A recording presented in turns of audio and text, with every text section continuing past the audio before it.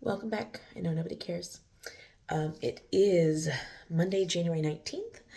So this is the second installment in this series where I am kind of monitoring my health, weight, all that bullshit. So let's just do a recap. Last week, I weighed in at 229.8 pounds. I did not weigh myself first thing this morning. I have eaten lunch since then, but I have been fairly staying around the same 3 pound up to down. So today I'm actually sitting at 232, so a little bit higher. And I'm actually going to do my injection on camera today.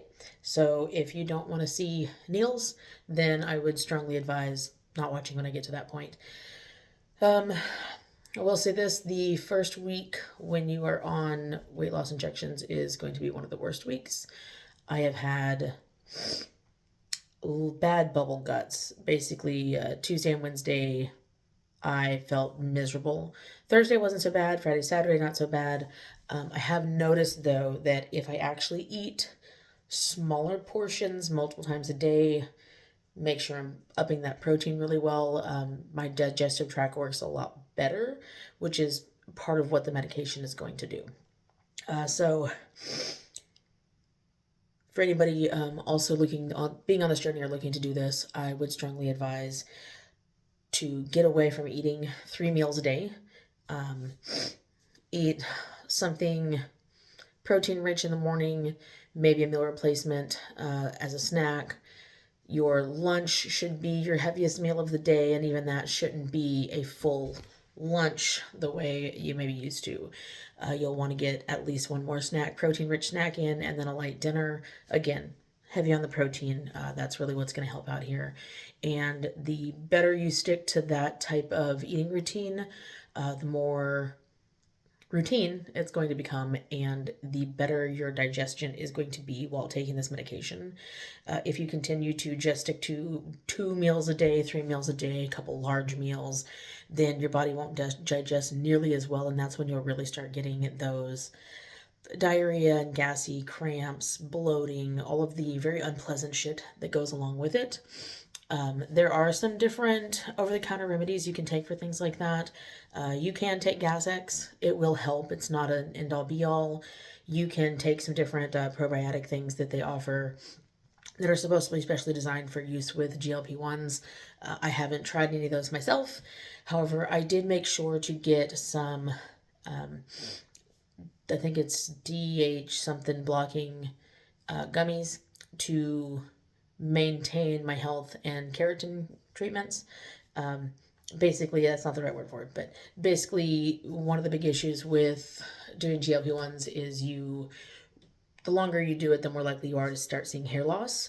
And part of that is because what the ingredients in the GLP-1s do is basically attack things in your body, and sometimes they attack indiscriminately, which can impact your hair follicle, your hair growth, how the keratin, how the calcium is distributed. So starting on supplements that specifically help that when it comes to hair regrowth before you ever reach that point is really important. So hopefully I won't see any real negative impacts with that if I continue the treatment into 6-7 months.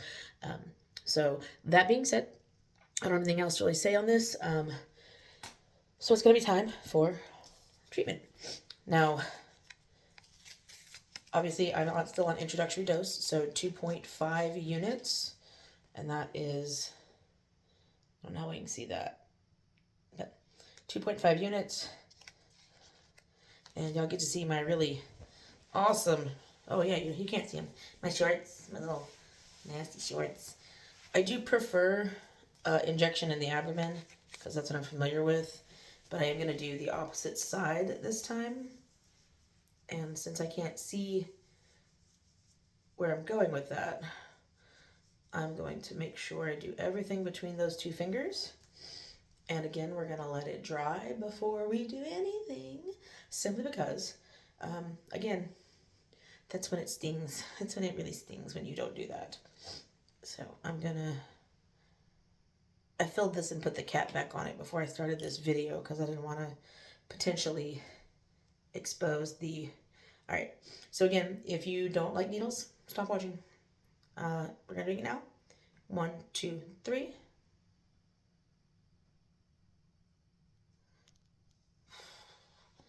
I hate that every time. I am not a fan of needles at all. Um, in fact, the very first time, let's see, I don't even see a blood spot, so we're good. The very first time that I gave myself one of these injections, I'll be completely honest, I almost threw up just thinking about it. I almost psyched myself entirely out of it, and I cried. It didn't hurt though. I didn't even feel it, but I cried. It was not cute. It was not pleasant. Um, and then after I did it, I was like, wow, literally didn't even feel anything. Like I didn't feel a pinch. There wasn't nothing.